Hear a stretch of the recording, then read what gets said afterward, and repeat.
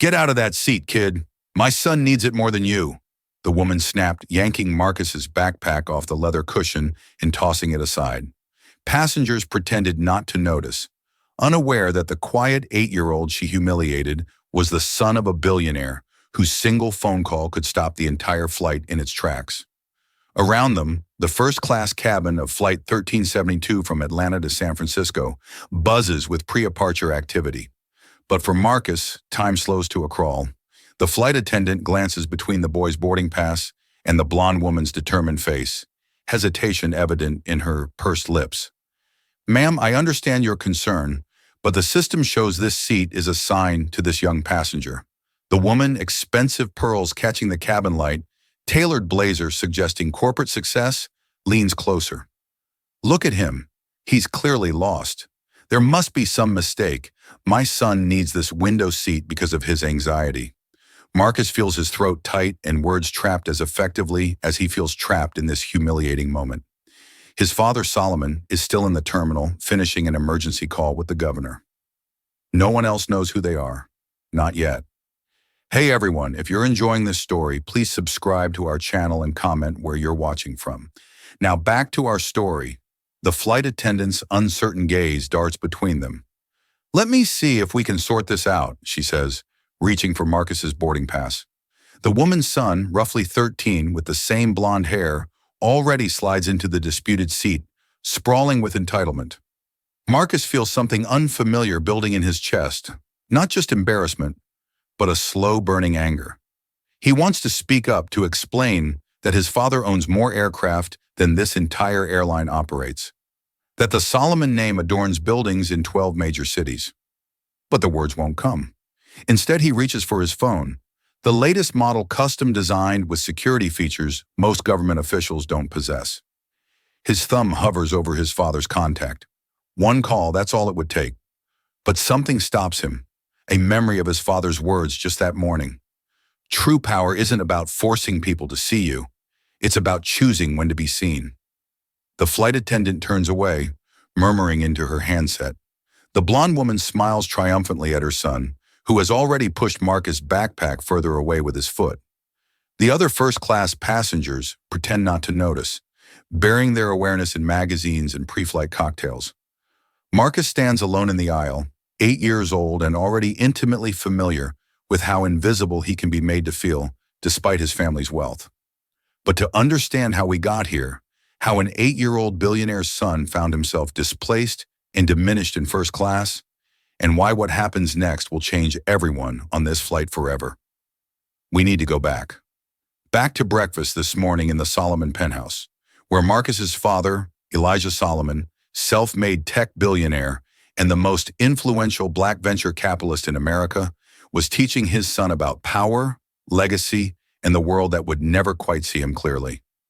Dawn breaks over Atlanta, golden light spilling through the floor to ceiling windows of the Solomon penthouse.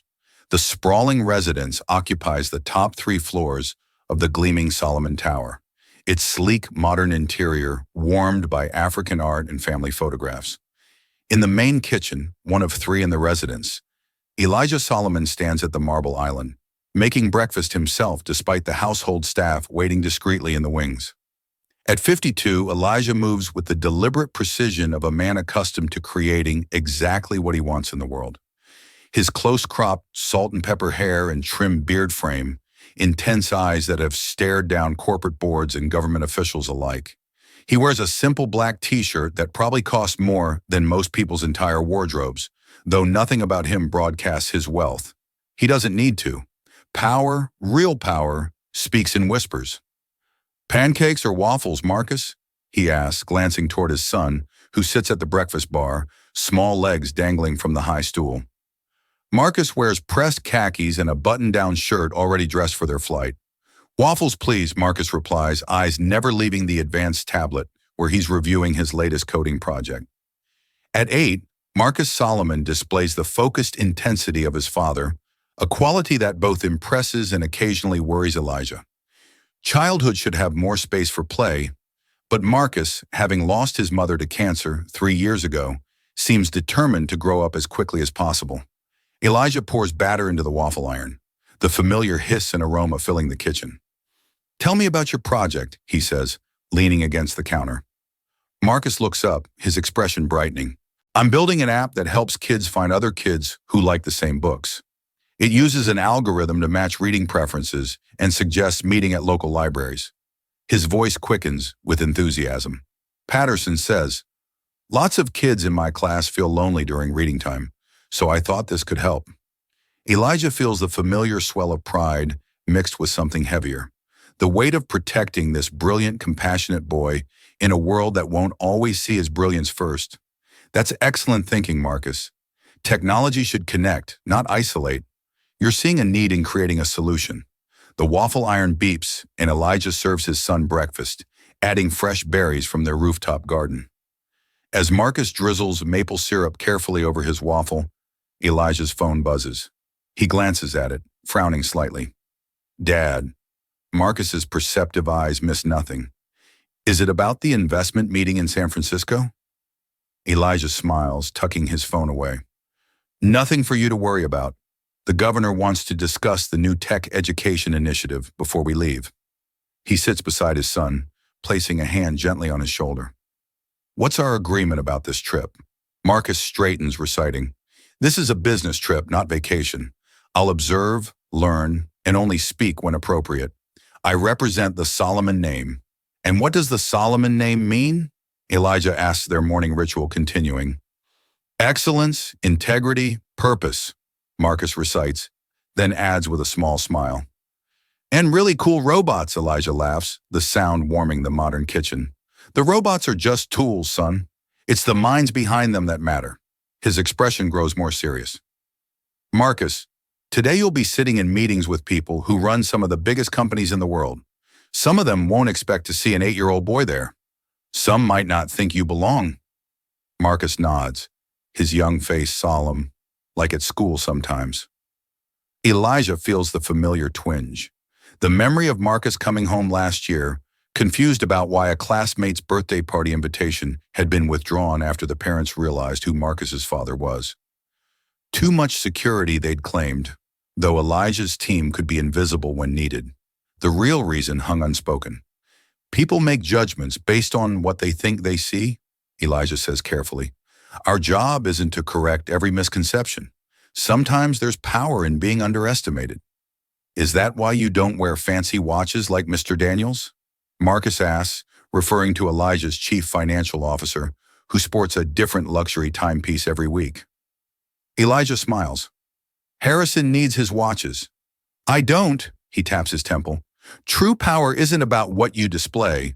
It's about what you know, who you know, and when to reveal either." Marcus considers this, cutting his waffle into precise squares. "Is that why we're flying commercial today, even though we have planes?" "Very observant," Elijah nods approvingly. "What would happen if we arrived in our jet?" Marcus thinks everyone would know we're coming. It would be in the business news. Exactly. And sometimes it's better to move quietly. Today we're just 2 passengers, nothing special. Marcus smiles mischievously. "Except we're in first class." Elijah laughs. "Well, I didn't say we needed to be uncomfortable to be discreet."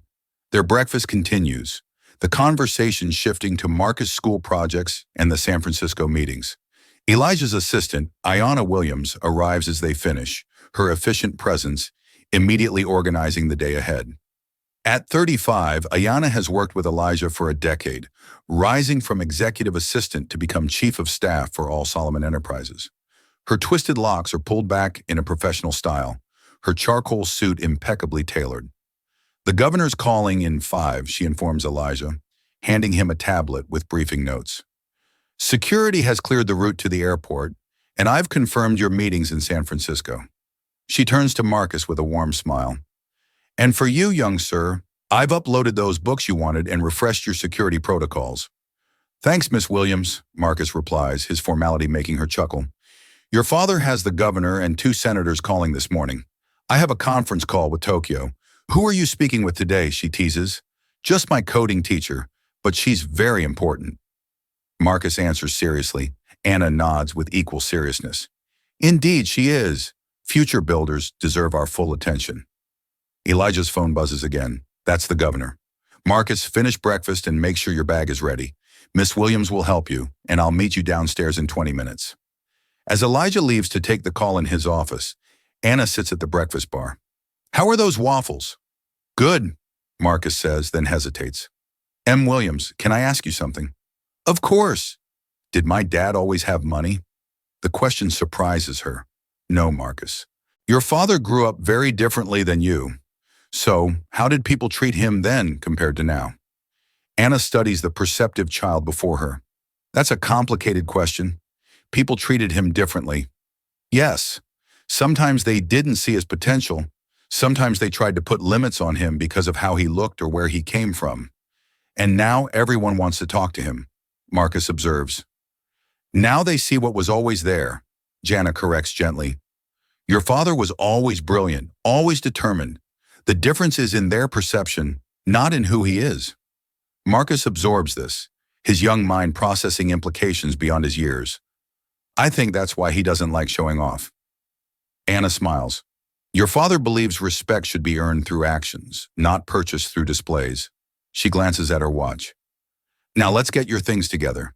You have a plane to catch. 30 minutes later, the Solomon security team, discreet professionals in unmarked vehicles, escorts them toward the airport. In the back of the luxury SUV, Elijah reviews documents while Marcus gazes out the window at the Atlanta skyline, buildings giving way to highways, and eventually the sprawling expanse of Hartsfield-Jackson International Airport. Remember, Elijah says as they approach the terminal, today we're just regular travelers, regular first-class travelers. Marcus corrects with a small smile. Even billionaires don't fly coach, son. Elijah winks, tucking away his documents. The driver pulls up to the departures level, where a plainclothed airline representative waits to escort them through a private security entrance, a courtesy extended to certain high-profile travelers, though nothing about their arrival suggests particular importance. As they walk through the terminal, Elijah's phone rings again. It's the governor calling back, he tells Marcus with a frown. I need to take this. It's about the Education Initiative funding. He looks at his watch. We have time before boarding. Can you wait here for a few minutes? Stay in this exact spot where I can see you. Marcus nods, used to his father's important calls. The terminal bustles around them, travelers rushing to gates, announcements echoing overhead. Elijah steps just a few feet away, phone to his ear, his back to the window, but positioned to keep Marcus in his peripheral vision. Marcus stands patiently, observing the flow of humanity around him.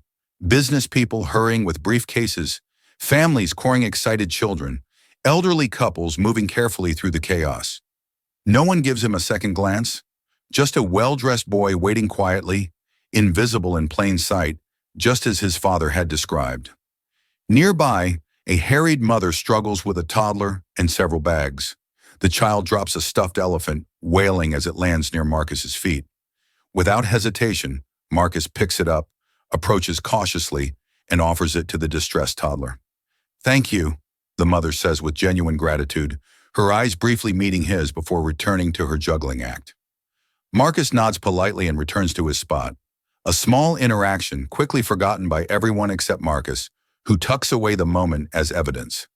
People see kindness even when they don't see you. Elijah's call continues longer than expected, his expression growing more concerned. Marcus checks the time on his phone. Boarding will begin soon. His father glances over, holding up one finger to indicate just one more minute. Marcus nods, understanding. An announcement echoes overhead. First class and priority passengers for Flight 1372 to San Francisco may now begin boarding at Gate A22.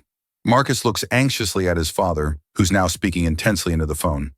Elijah makes eye contact, points to the boarding pass in Marcus's hand, then to the gate visible down the corridor. He mouths clearly, "Go get our seats. I'll be right there." Marcus hesitates, then nods confidently. He's flown dozens of times, knows the protocols. His father trusts him with his small independence, and he won't disappoint. Squaring his small shoulders, Star Wars backpack secure, Marcus walks toward the gate, boarding pass and ID ready. At the gate, the attendant barely glances at him. Another example of the strange paradox of his existence. His ID clearly shows the Solomon name, a name that opens doors throughout the country. Yet the attendant simply scans his boarding pass, perhaps assuming he's traveling with the adults behind him. "Enjoy your flight, Mr. Solomon," she says automatically, already looking past him to the next passenger. Marcus enters the jet bridge, the familiar excitement of flying, mingling with pride at handling this small task independently. He boards the aircraft, greeted with the practiced smile of flight attendants who see him as just another first-class passenger's child, not as the heir to the Solomon Empire. "Welcome aboard," says a flight attendant named Diane, according to her name tag. "Are you traveling alone today?" "No, ma'am," Marcus answers politely. "My father's coming. He's finishing an important call." Something in his composed delivery makes Diane look more closely at him. "Well, you can get settled in your seat.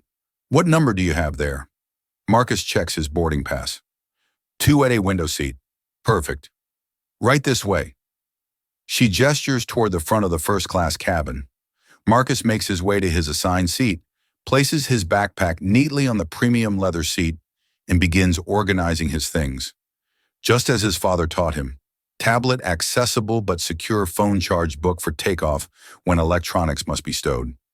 He settles into the window seat, small legs barely reaching the floor, and watches the continuing boarding process. The first-class cabin fills gradually, executives tapping on phones until the last possible moment. A recognizable actress wearing sunglasses indoors. An elderly gentleman who smiles kindly at Marcus. No one questions his presence. In first class, privacy is an unspoken rule. Then she arrives, the blonde woman in the tailored blazer, pearl necklace catching the light designer handbag hanging from one arm, a teenage boy trailing behind her. She stops at Marcus's row, checking her boarding pass with a frown. "Excuse me," she says, not to Marcus, but to Diane passing in the aisle. "There seems to be some confusion. We're supposed to have 2A and 2B, but there's..." She gestures vaguely toward Marcus without actually looking at him. "Someone in our seat." And now we return to where our story began. Marcus standing in the aisle, his seat taken, his belongings displaced, his voice silenced by surprise, and the lifetime of careful lessons about when to be seen and when to be invisible. The flight attendant's uncertain expression shifts to decision as she taps her tablet. "Ma'am, I've checked the system again. This seat is definitely assigned to..." She glances at the boarding pass in her hand, her eyes widening slightly as she registers the name to Mr. Solomon. The woman's perfectly lined lips pursed with irritation. There must be some mistake. "Look, my son has severe anxiety and needs a window seat. We specifically booked these seats months ago." She lowers her voice, though not enough. Surely there's been some mix-up with the child's ticket. Marcus feels heat rising to his face. He knows what she's implying, that he doesn't belong here, that some mistake has been made. The teenage boy has fully claimed the window seat now, AirPods in, deliberately oblivious to the tension. "I understand your concern," Diane replies professionally, "but our system shows. Is there a problem here?" A new voice enters the conversation. Male authoritative belonging to the flight's captain, who has emerged from the cockpit for pre-flight checks. The woman turns to him with visible relief. "Yes, there seems to be confusion about our seats. My son and I booked 2A and 2B, but there's been some mix-up." The captain, an older white man with silver hair visible beneath his cap, surveys the situation. His gaze falls on Marcus standing silently in the aisle, then shifts to the boy in the disputed seat. "Let me see the boarding passes," he says, extending his hand. Marcus offers his pass without hesitation. The woman fumbles in her purse before producing 2 boarding passes. The captain examines them carefully. "Ma'am, your passes show seats 4A and 4B, not 2A and 2B. The woman's confidence falters momentarily before she recovers. "That can't be right. We specifically requested front row window seats because of my son's anxiety. There must have been a system error." Marcus stands perfectly still, his father's teachings echoing. Sometimes there's power in being underestimated. Sometimes it's better to observe than engage. The captain looks again at Marcus's boarding pass, his eyes lingering on the name. A subtle shift occurs in his demeanor, a straightening of his already straight posture, a new alertness in his eyes. "Young man," he addresses Marcus directly, "is someone traveling with you today?" Before Marcus can answer, a new presence fills the space behind him. Elijah Solomon stands in the aisle, his quiet authority immediately changing the dynamic of the confrontation. He places a protective hand on Marcus's shoulder. "Is there a problem with my son's seat?" Elijah asks, his voice calm, but carrying an unmistakable edge. The captain's expression confirms what Marcus already suspected. He recognizes Elijah Solomon. Few in the business world wouldn't. "Mr. Solomon," the captain says with newfound difference. "No problem at all. There seems to be some confusion about seating assignments." The blonde woman turns, her eyes widening as she takes in Elijah's presence. Recognition dawns slowly, followed by visible discomfort. "My son's seat." Elijah continues evenly, which appears to have been reassigned without authorization. The teenage boy, sensing the shift in atmosphere, finally removes one AirPod and looks up. The woman places a hand on her son's shoulder, suddenly eager to resolve the situation. "Tyler, honey, there's been a mistake with our seats. We need to move to row 4. The boy, Tyler, scowls. "But you said now, Tyler." She cuts him off, her composure cracking. Elijah's expression remains impassive, but his eyes convey volumes as they meet the woman's gaze. He doesn't need to speak further. His presence alone has corrected the imbalance. As Tyler reluctantly gathers his things, Elijah turns to Marcus. "Everything all right, son?"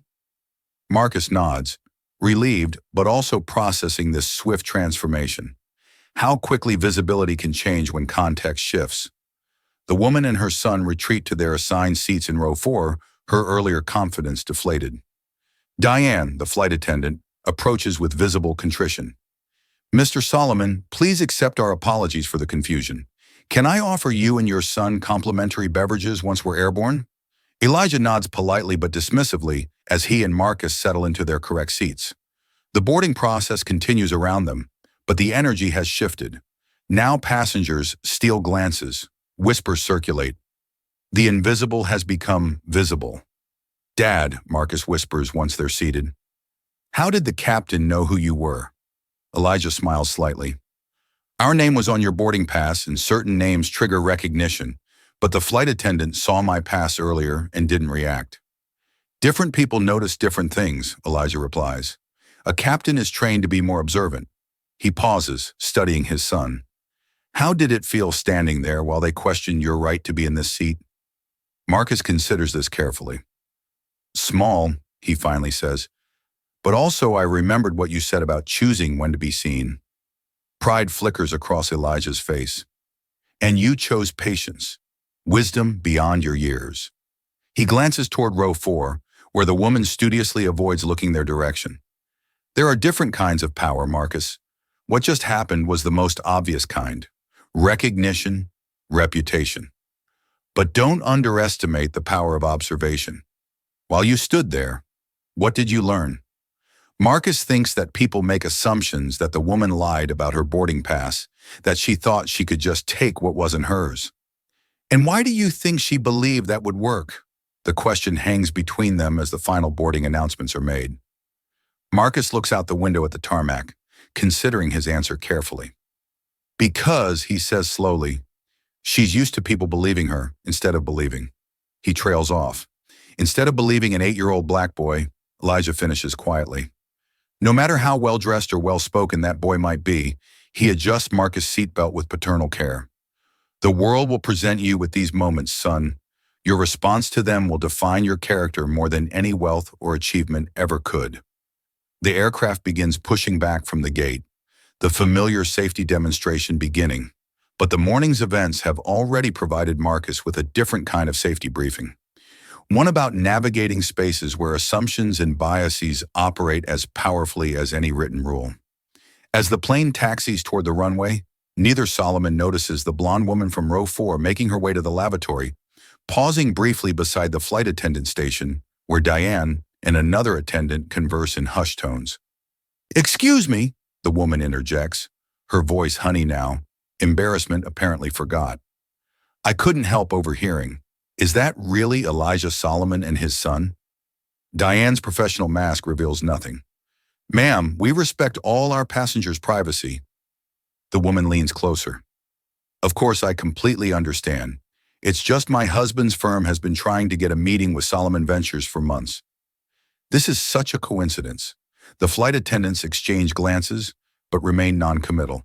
The woman retreats to her seat, phone already in hand, fingers typing rapidly. The aircraft thunders down the runway, lifting into the clear Atlanta sky.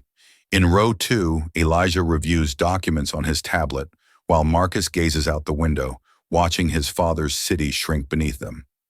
In row 4, the woman named Karen Miller, though neither Solomon knows her name yet, sends a rapid series of texts before the altitude requires electronic devices to be switched off. To her husband, "You won't believe who's on my flight." Elijah Solomon. The Elijah Solomon with his kid trying to think how to approach him. To her sister, major awkward moment at boarding.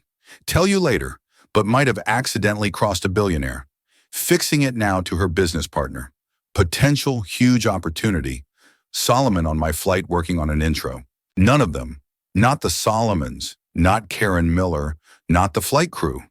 Yet realize how the next few hours at 35,000 FT will transform their lives, challenge their assumptions, and ultimately ground an aircraft carrying 183 souls through the most unexpected of circumstances. The plane levels at cruising altitude, the seatbelt sign dims, and the real journey begins. 30 minutes into the flight, the atmosphere in first class has settled into the routine hum of travel. Flight attendants serve drinks, passengers tap on laptops or dawn noise, answering headphones, creating bubbles of privacy within the shared space. In 2A and 2B, Elijah reviews briefing documents for his San Francisco meetings, while Marcus sketches interface designs for his reading app on his tablet. In row 4, Karen Miller's attention remains fixed on the back of Elijah Solomon's head, her mind churning through potential approaches. Her son Tyler, oblivious to his mother's networking ambitions, plays a game on his phone, his earlier irritation at the seat change forgotten in teenage digital absorption. The smooth calm of flight is interrupted when the captain's voice crackles over the intercom. "Ladies and gentlemen, we're expecting some turbulence as we cross over the Mississippi. Please return to your seats and fasten your seatbelts." As if on cue, the aircraft gives a slight shudder. Passengers comply with the announcement.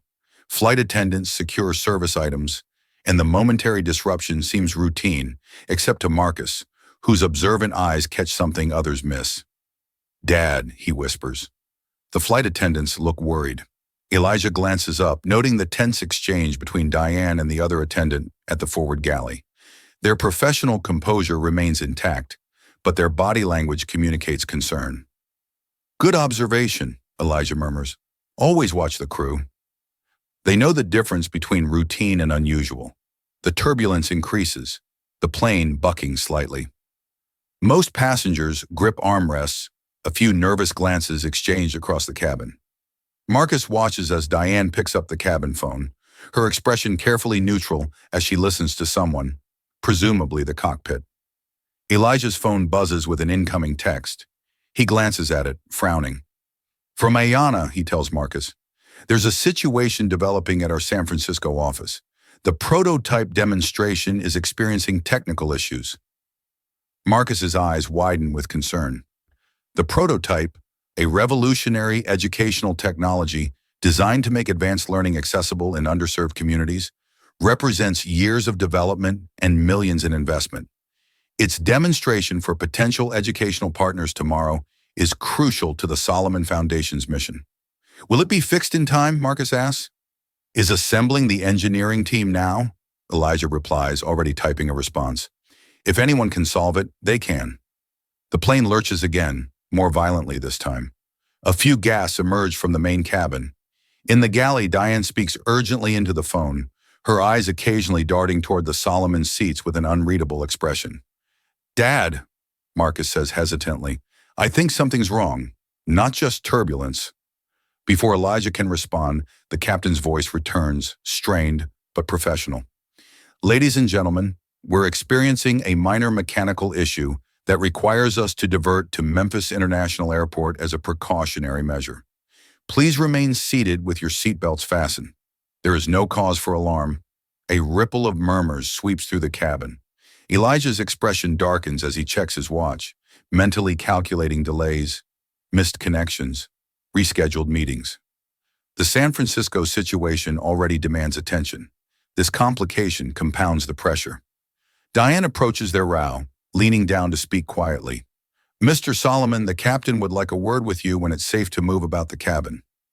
Elijah's eyebrows rise slightly, an unusual request, but he nods.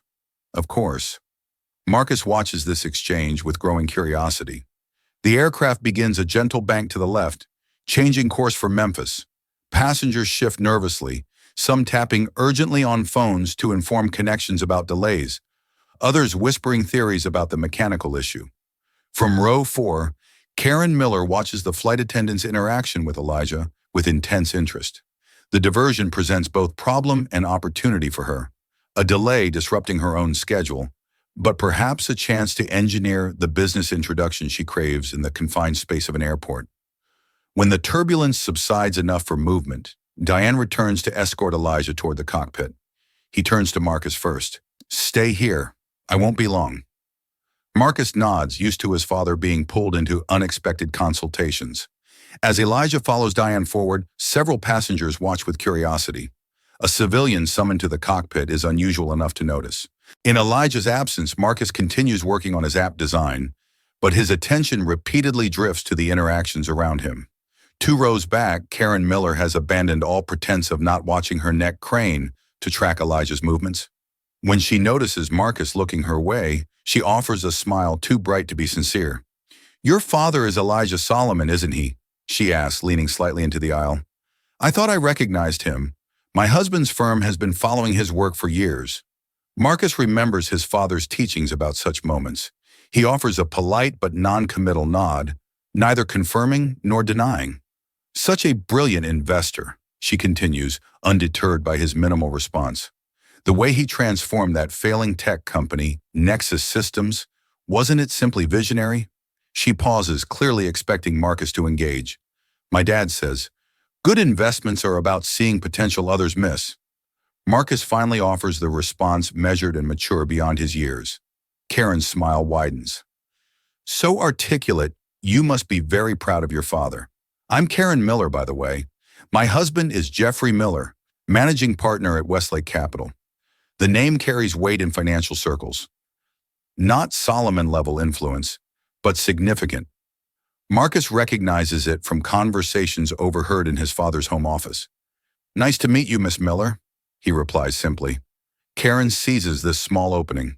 "Perhaps when we land, given this unfortunate delay, you and your father might join us for lunch. I'm sure Jeffrey would love to connect once he hears about this coincidence." Before Marcus can respond, the cockpit door opens and Elijah emerges, his expression grave as he confers with the captain in the threshold. Their conversation, though inaudible to the cabin, appears intense. The captain nods several times, looking relieved as Elijah speaks. Diane approaches Karen, professional but firm. "Ms. Miller, please return to your seat and fasten your seatbelt. We're beginning our descent into Memphis." Karen retreats, but her eyes remain fixed on Elijah as he returns to his seat beside Marcus.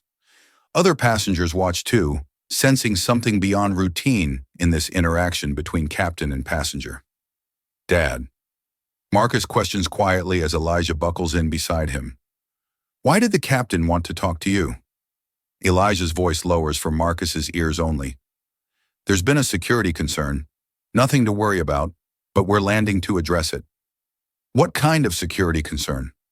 Elijah hesitates, weighing his son's maturity against the sensitivity of the situation. "Someone on board has been making concerning communications about our presence on this flight. The captain was alerted by ground security." Marcus's eyes widen. "About us? Why?" "Not everyone sees opportunity the same way," Elijah says carefully. "Some see it as something to create. Others see it as something to extract from others." The aircraft begins its descent, the Memphis skyline becoming visible through patchy clouds. Elijah continues quietly. "The airline security protocol flagged messages being sent from the plane that mentioned my name alongside concerning language. The captain wanted to verify the situation before taking action." "What action?" Marcus asks, his young mind racing with possibilities. "Law enforcement will meet the plane." Elijah explains, Standard procedure for certain types of security concerns. Marcus processes this information, his gaze unconsciously drifting toward row 4, where Karen Miller now appears engrossed in a magazine, her earlier networking eagerness replaced by studied nonchalance. Ms. Miller was asking about you, Marcus informs his father. She wanted us to have lunch with her husband when we land. A knowing expression crosses Elijah's face. Did she now? He doesn't look back toward row 4. Doesn't need to. And what did you tell her? Just that you say good investments are about seeing potential others miss, Marcus recites. Elijah smiles with quiet pride. Perfect response. Polite but non-committal? His expression grows more serious. Marcus, when we land, things might happen quickly. Stay close to me. Don't engage with anyone unless I indicate it's okay. The plane continues its descent, the cabin quiet with the collective tension of unexpected diversion. Through the window, Memphis International Airport comes into view, an unplanned detour reshaping everyone's day. What no one yet realizes is how this diversion will expose layers of assumption, ambition, and prejudice among the passengers of Flight 11372. As the wheels touch down on Tennessee tarmac, the real turbulence is only beginning. The aircraft touches down on the Memphis runway with a firm jolt, brakes engaging as it decelerates. An automated announcement welcomes passengers to Memphis International Airport, apologizing for the unscheduled diversion and promising updates as soon as possible. Captain Robert Thornton's voice follows, his practiced calm carrying a subtle edge. Ladies and gentlemen, we've landed safely in Memphis. Please remain seated with your seatbelts fastened until we reach our designated gate. We appreciate your cooperation and patience. Marcus notices what goes unsaid. No mention of when they might continue to San Francisco. No estimated delay time. Through the window, he sees emergency vehicles positioned along the taxiway, their presence excessive for a mere mechanical issue. Dad, he whispers, those are police cars. Elijah nods almost imperceptibly. Remember what I said? Stay close. Stay calm. The plane taxis slowly toward the terminal, passengers growing increasingly restless with uncertainty. Phones emerge despite the standing prohibition, people texting frantically about delays and missed connections. In row 4, Karen Miller's composure has visibly fractured, her perfectly manicured fingers drumming anxiously on her armrest as she whispers urgently to her son. When the aircraft finally stops at the gate, the captain makes another announcement. Ladies and gentlemen, we'll be deplaning shortly. Due to our unscheduled arrival, we ask for your patience as ground staff prepares for our disembarkation. Please remain seated until further instructions. Minutes tick by intense silence. Flight attendants confer in hushed tones at the galley. Finally, the aircraft door opens, but instead of the jetway greeting, uniformed police officers board the plane, followed by airport security personnel. Their purposeful entrance sends a ripple of alarm through the cabin. The lead officer, a stocky man with a Memphis PD badge visible on his chest, confers briefly with the captain and flight attendants, who gestured discreetly toward row 4. Marcus watches with wide eyes as realization dawns. Ms. Miller is the security concern. Ms. Karen Miller. The officer approaches row 4, his voice carrying in the hushed cabin. Karen straightens, color draining from her face. Yes. Is there a problem, officer? Ma'am, we need you to gather your belongings and come with us, please. Tyler looks up from his phone, confusion replacing his teenage indifference. Mom, what's happening? Karen's voice rises with indignation. This is absurd. I've done nothing wrong. I demand to know what this is about. The officer remains professionally detached. Ma'am, we can discuss this in private once we're off the aircraft. Please cooperate so other passengers can continue their journey. All pretense of privacy dissolves as the first-class cabin watches this drama unfold. Karen stands gathering her belongings with shaking hands, her earlier confidence replaced by visible fear. This is some mistake. I'm an executive with Miller Partners, my husband. Mom, Tyler interrupts, adolescent bravado crumbling into childish uncertainty. It's fine, honey, she assures him with forced calm. Just a misunderstanding. Come on. As officers escort them toward the exit, Karen's gaze locks briefly with Elijah's. The look that passes between them carries volumes. Her realization, his impassivity. She knows now. Somehow she knows. Once the Millers are escorted off, the captain addresses the remaining passengers. Ladies and gentlemen, we apologize for the disruption. We're working to get you to San Francisco as quickly as possible. For now, please disembark and proceed to gate B14, where our agents will provide further information. The deplaning process begins, conversations buzzing with speculation. Marcus and Elijah wait until most passengers have exited before standing. As they gather their belongings, Captain Thornton emerges from the cockpit, approaching them directly. "Mr. Solomon," he says quietly, "a port security would appreciate a brief statement from you before you continue your journey." Elijah nods. "Of course, Captain, and thank you for your handling of the situation." The captain's weathered face shows relief. "Airline protocols are clear about security threats, sir. I'm just sorry your trip was disrupted." As they follow the captain through the emptied aircraft, Marcus tugs gently at his father's sleeve. "Dad, what exactly did Miss Miller do?" Elijah considers his response carefully, aware of the teaching moment this presents. She sent messages that were flagged by airline security algorithms. Messages that apparently referenced using our presence on this flight for financial gain, alongside language that could be interpreted as threatening. "She wanted to make money from meeting you," Marcus asks, trying to understand. "In a manner of speaking," Elijah confirms as they step into the jetway. "She was attempting to manipulate a chance encounter into financial opportunity, but her methods crossed a line. At the gate, an airport security officer waits to escort them to a private room where two more officers and an airline representative sit at a conference table. The room is bland and bureaucratic, but the tension within it is palpable. "Mr. Solomon," the airline representative begins, "I'm Thomas Grayson, head of security for Atlantic Airways. First, please accept our sincere apologies for this disruption to your journey." Elijah nods acknowledgement, but says nothing. A negotiation tactic Marcus has observed countless times. "Let the other party reveal their position first." "We'd like to explain the situation," Grayson continues. "Our security systems flagged several messages sent from a passenger's device that raised concerns."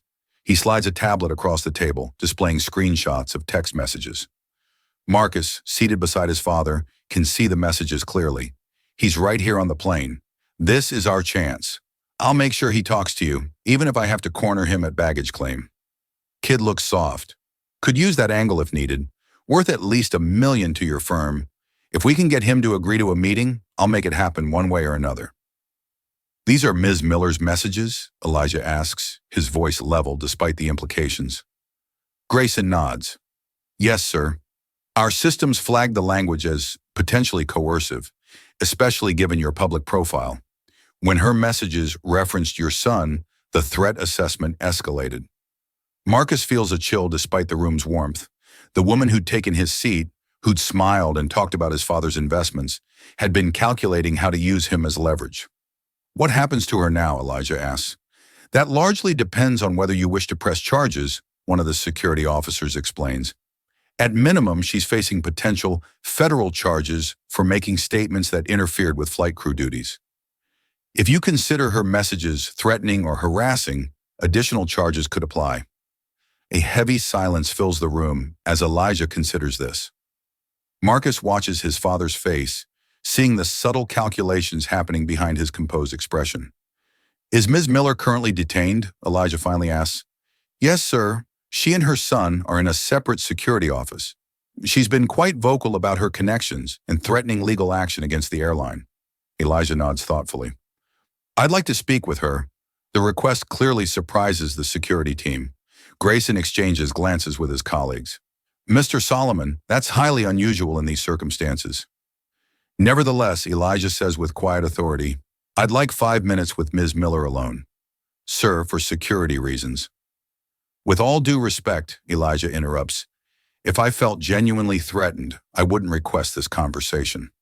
I believe there's an opportunity here that extends beyond simple punitive measures." After brief consultation, the security team reluctantly agrees, though they insist on monitoring through the room's observation window. Before leaving to arrange this unusual meeting, Grayson turns to Marcus. "Young man, perhaps you'd prefer to wait in our VIP lounge. We have video games, snacks. My son stays with me." Elijah states firmly. This situation involves him too, and there's value in his observing how it's resolved. Marcus sits straighter at this vote of confidence, though uncertainty flickers in his eyes. Dad, are you sure? Elijah places a reassuring hand on his shoulder. Remember this morning's lesson about power and when to reveal it. This is part of that lesson. Minutes later, Karen Miller is escorted into the room, her earlier polish significantly diminished. Her makeup has smudged, slightly blonde hair, lost its perfect styling.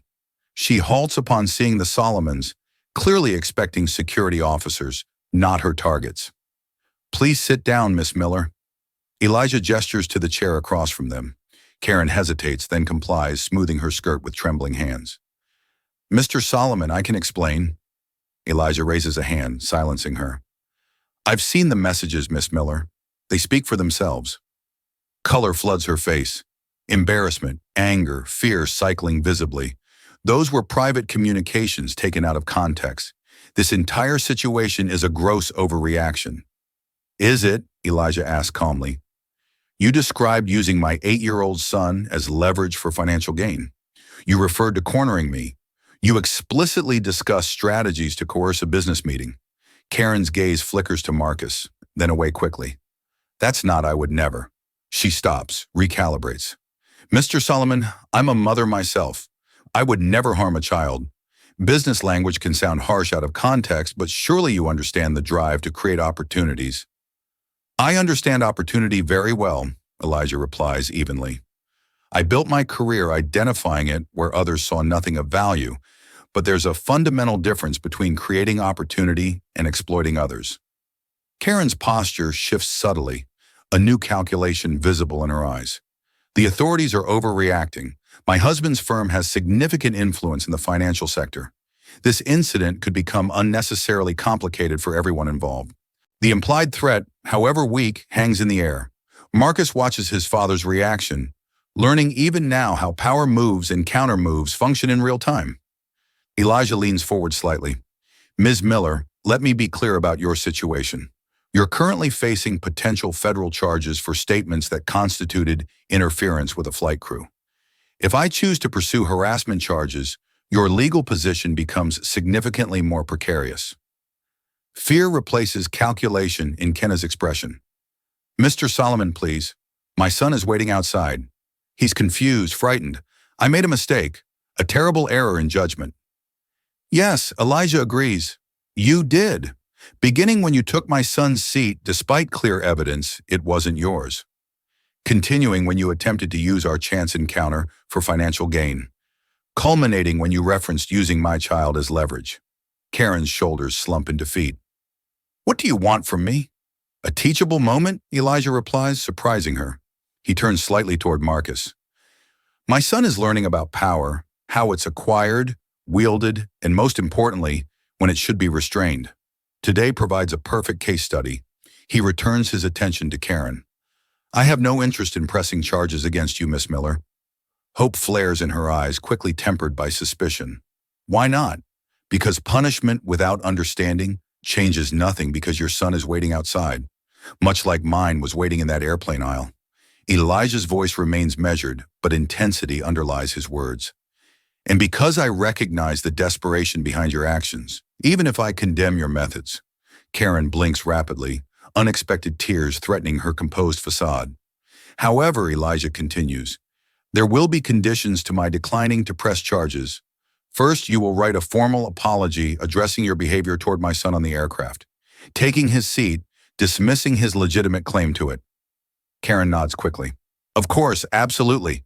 Second, you will make a significant donation to the Solomon Foundation's educational initiative supporting underrepresented youth in technology fields. The amount should reflect the seriousness with which you take this matter. Another nod, more hesitant this time. Finally, Elijah concludes, you will use this experience to reflect on the assumptions that led you here. Assumptions about who belongs in first class, about whose space can be claimed, about what methods are acceptable in pursuit of advantage. Karen sits in stunned silence. This outcome clearly different from anything she anticipated. I don't understand, she finally says. You have every reason to pursue this legally. Why offer another path? Elijah glances at Marcus, then back to Karen. Because true power lies not in what you can take from others, but in what you can build together. My son is learning this. Perhaps today your son can begin learning it too. For the first time, Karen really looks at Marcus not as an obstacle or leverage, but as a child not so different from her own. I'm sorry, she says, addressing him directly. Truly, what I did was wrong. Marcus meets her gaze steadily. My dad says everyone deserves a second chance to get it right. A knock at the door signals the end of their allotted time. As security officers enter to escort Karen out, Elijah adds one final thought. Ms. Miller, about that meeting your husband wanted? Have his office contact mine properly. Innovation requires diverse perspectives, and I'm always open to worthwhile partnerships. The shock on Karen's face is genuine. After everything, you'd still consider working with us. Not despite everything, Elijah corrects. Because of it, you've now seen the consequences of taking shortcuts. That awareness makes future interactions more likely to proceed on appropriate terms. As Karen is led away, Marcus turns to his father with wide eyes. You're really going to meet with her husband? Perhaps, Elijah replies. Everyone makes mistakes, son. The question is whether they learn from them. The airline representative returns clearly relieved by the peaceful resolution. Mr. Solomon, we've arranged for a private aircraft to take you and your son to San Francisco immediately. Again, our deepest apologies for this disruption. Thank you, but that won't be necessary, Elijah responds. We'll continue on the original flight with the other passengers. Sir, the representative appears confused. We can have you in San Francisco within 3 hours on a private jet. I appreciate the offer, but my son and I began this journey alongside those passengers. We'll complete it with them. Elijah stands gathering his belongings. Now, if you'll excuse us, I believe we have a flight to catch. As they walk through the terminal toward Gate B14, Marcus processes the morning's extraordinary events. Dad, why didn't you take the private plane? We could have been in San Francisco before dinner. Elijah slows his pace, ensuring their conversation remains private despite the busy terminal. 2 reasons. First, privilege that separates rather than connects ultimately diminishes everyone. Those passengers experienced disruption because of our presence on that flight. Abandoning them to faster transport sends the wrong message about responsibility. And the second reason, Marcus prompts, you, Elijah says simply, you've seen how quickly assumptions are made based on appearance, how opportunity and threat can emerge from unexpected quarters, how power can be wielded as a weapon or a tool for growth. These lessons continue on that flight among those people who have just witnessed a situation they likely don't fully understand. They approach Gate B14, where passengers from Flight 1472 wait for updates. Conversations pause as the Solomons arrive, eyes following their progress. The atmosphere carries a mixture of curiosity, respect, and the lingering tension of the morning's events. Mr. Solomon, Diane approaches, professional composure back in place. We're preparing to board in approximately 20 minutes. We've upgraded several passengers to first class to accommodate a crew flying to San Francisco. Your seats remain as assigned. Thank you, Diane, Elijah responds warmly. As they find seats in the waiting area, Marcus observes the other passengers more carefully now. The businessman who pretended not to notice when Marcus stood in the aisle, now watching them with uncertain respect.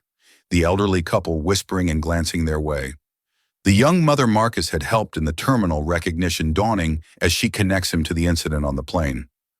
They see us differently now, Marcus observes quietly. They do, Elijah agrees.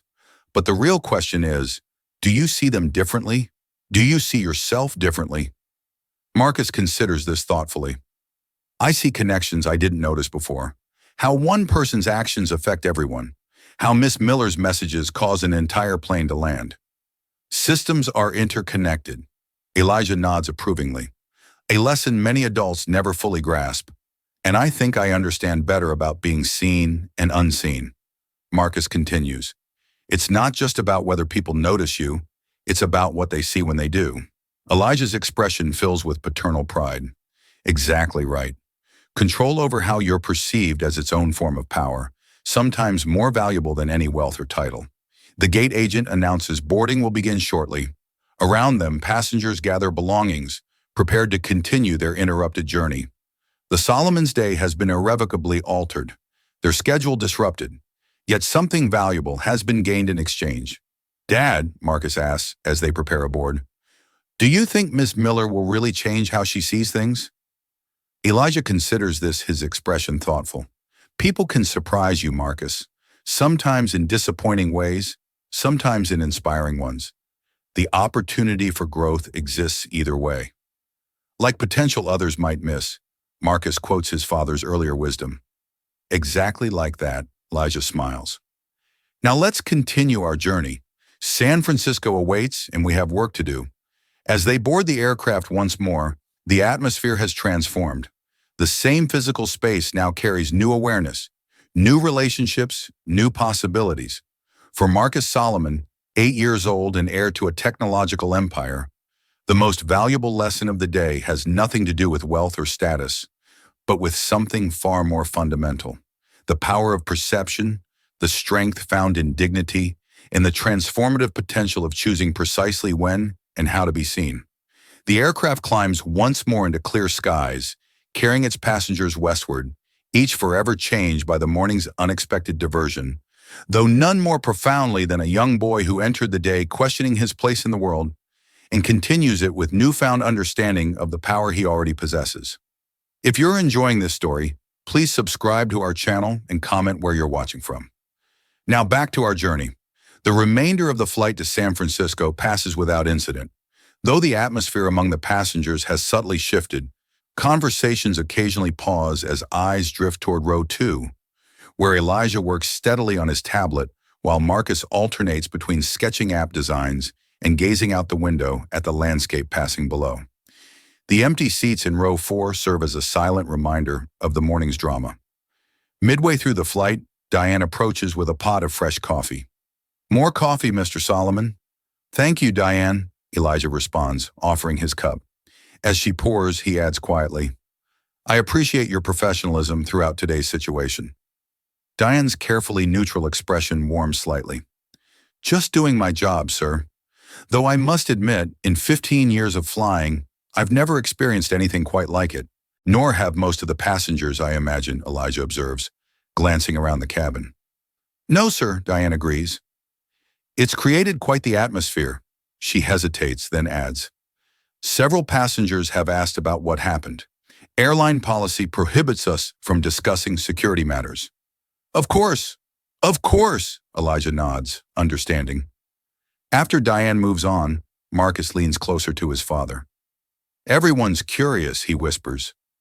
"People naturally seek narratives to explain disruptions," Elijah replies. "In the absence of facts, they'll create their own. What do you think they're saying about what happened?" Elijah considers this. Some will focus on Miss Miller's removal, speculating about what she did. Others might wonder about our role in the situation. The most perceptive will be connecting various observations: her taking your seat, our conversation with the captain, the security response. "Does it matter what they think?" Marcus asks. "It matters what you think," Elijah responds. "Public perception is like weather, constantly changing and largely beyond your control. Your self-perception is the climate you live in every day." As the flight continues, Marcus notices passengers occasionally approaching their row under various pretexts: retrieving items from overhead bins, visiting the lavatory, stretching legs, each movement providing an opportunity for curious glances or, in some cases, direct interaction. A middle-aged man in a business suit pauses beside their row. "Mr. Solomon, Jim Hargrove, Pinnacle Investments. I just wanted to say I admire your work with educational technology. My firm follows your innovations closely." Elijah offers a polite nod. "Thank you, Mr. Hargrove." "I couldn't help noticing the situation earlier," Hargrove continues, lowering his voice. "Remarkable how you handled it, very measured. Some situations require direct intervention," Elijah responds neutrally. "Others benefit from a more considered approach." Hargrove nods eagerly. "Absolutely. Well, safe travels to you both." He retreats to his seat, immediately whispering to his seatmate. "He was fishing for information," Marcus observes once Hargrove is out of earshot. "Indeed," Elijah confirms with a slight smile. "Information is currency in certain circles." Mr. Harrove hoped to acquire some he could spend elsewhere. The pattern repeats with subtle variations. A woman mentioning a charitable connection to the Solomon Foundation. Another businessman referencing a conference where Elijah had spoken. A retiree simply expressing admiration for Elijah's public philanthropy. Each interaction brief, each carrying undercurrents of curiosity about the morning's events. Marcus watches these approaches with growing understanding of social dynamics he'd previously observed only peripherally. The power of his father's name, the value of proximity to influence, the currency of inside knowledge, all playing out in the microcosm of the aircraft cabin. During a quiet moment, Marcus returns to his app design, adding new features based on the day's observations. Elijah notices the changes on his screen. "You've added something new," he comments, studying the interface. Marcus nods. "A safety alert system. If a kid feels uncomfortable or excluded during reading time, they can send a private message to the teacher." Elijah's expression softens with pride. "Taking your experiences and transforming them into solutions for others." "That's exactly right, Marcus. I was thinking about how it felt standing in the aisle," Marcus explains. "If Ms. Miller hadn't taken my seat, if the flight attendant had been more certain if other passengers had spoken up, things might have been different." "Systems require multiple failure points before harm occurs," Elijah agrees, "and multiple intervention points to prevent it." Their conversation is interrupted by the captain's announcement of their initial descent into San Francisco. Outside the window, California sunshine illuminates the landscape below, a stark contrast to the Atlanta morning that now seems days rather than hours past. As the aircraft begins its approach, Elijah receives another text from Iana. "Engineering team has identified the prototype issue. Solutions in progress, but deadline tight. Media already gathering at tomorrow's demonstration. Governor confirmed attendance." The stakes of their San Francisco meeting suddenly return to focus after the day's distractions. Marcus, reading the message over his father's shoulder, feels the weight of expectations settling once more.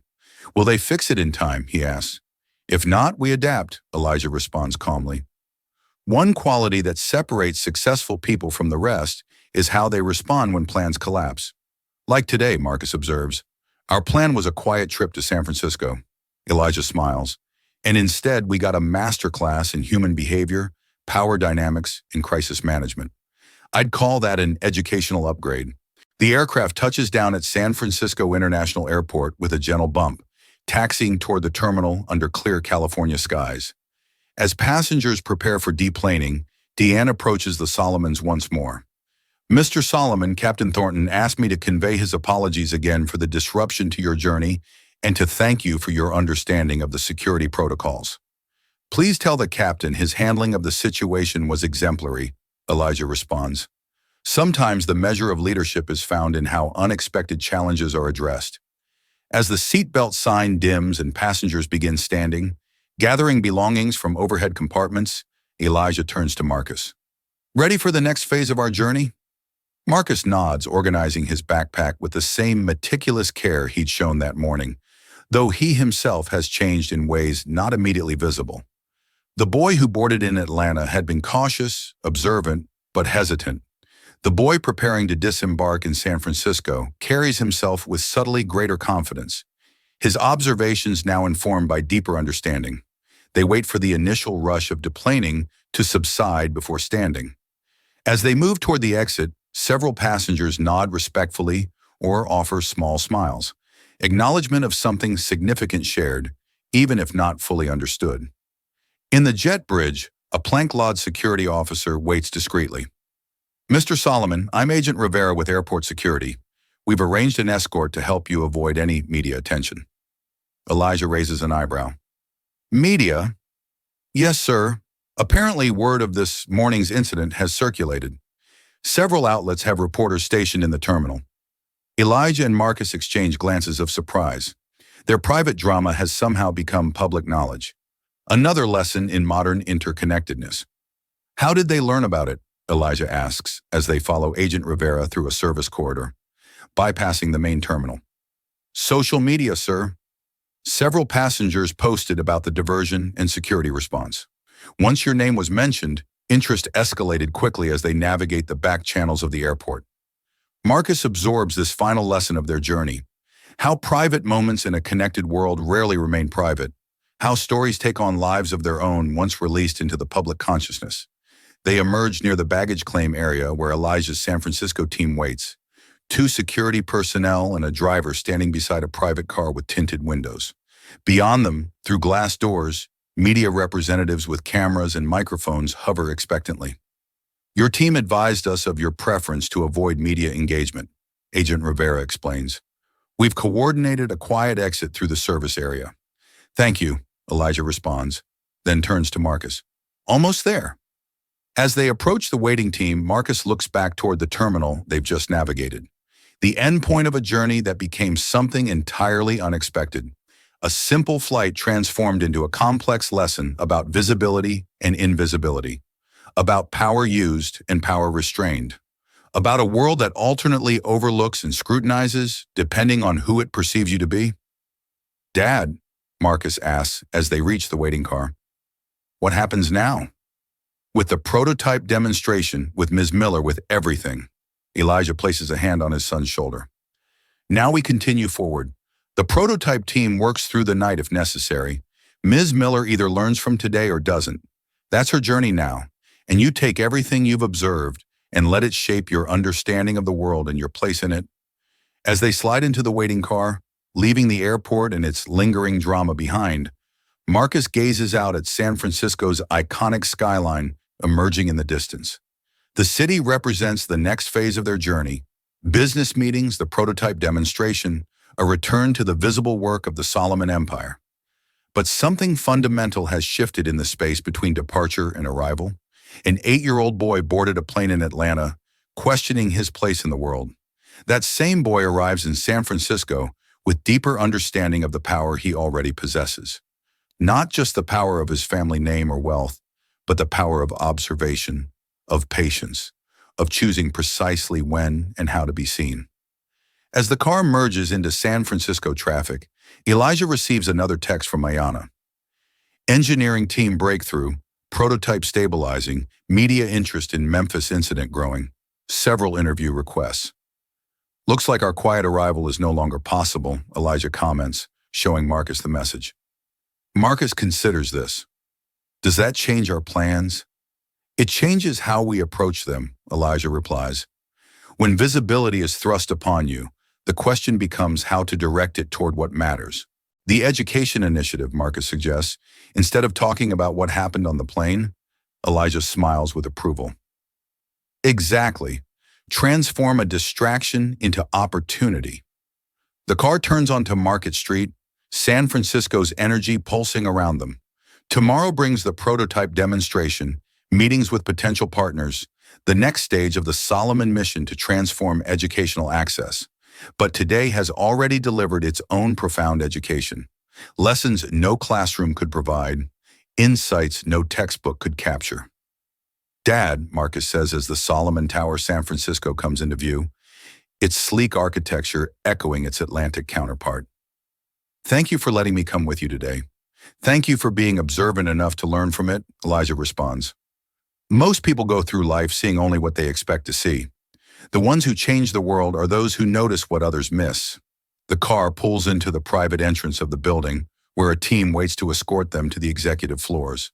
As Marcus steps from the car, backpack secure on his shoulders, he carries more than the physical items packed that morning in Atlanta. He carries new understanding, new perspective, new awareness of the complex interplay of perception and reality that shapes human interaction. 8 years old, heir to a technological empire, yet his most valuable inheritance may be this: the wisdom to know when to be seen and when to observe, when to exercise power and when to withhold it, when to stand firm and when to offer second chances. As they enter the building, leaving behind the drama of Flight 1372, Marcus Solomon walks taller than he did that morning. Not because the world now sees him more clearly, but because he now sees himself and the world around him with greater clarity. In that awareness lies a power more enduring than any seat assignment, more transformative than any wealth, more profound than any momentary victory or defeat. The journey continues as all journeys do, but the traveler has been forever changed by the path already traveled. If you've enjoyed this story, please subscribe to our channel and comment with your thoughts. What would you have done in this situation? We'd love to hear from you.